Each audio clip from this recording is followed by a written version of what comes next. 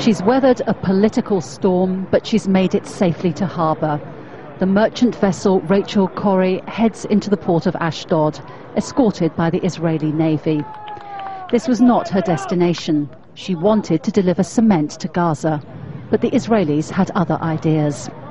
An Israeli army video captures the moment when commandos take over the Rachel Corrie.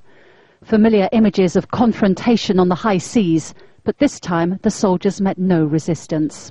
They boarded the ship after the crew ignored repeated radio messages to change course and head for the port of Ashdod. The Rachel Corrie is the last ship in a flotilla which was bound for Gaza but ended in tragedy. Mechanical problems had delayed her departure, but she was determined to make the journey, even though that would mean defying the Israeli Navy.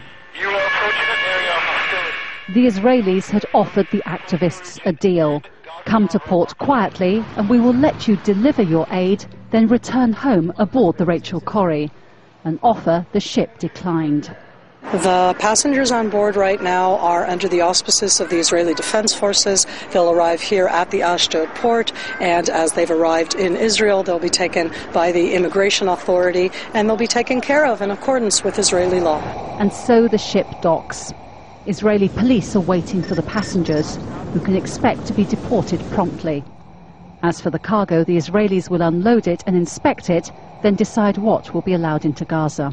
The sea blockade, we have a situation where if there is an international regime of inspection, we could go out to the boats, we could make sure the Israelis know what's on these ships, it could be sealed and certificated in a proper way and taken into Gaza. And by the way, we want to see exports coming out of Gaza because it's already 80% aid dependent, as I said. What we don't want is to make it more aid dependent.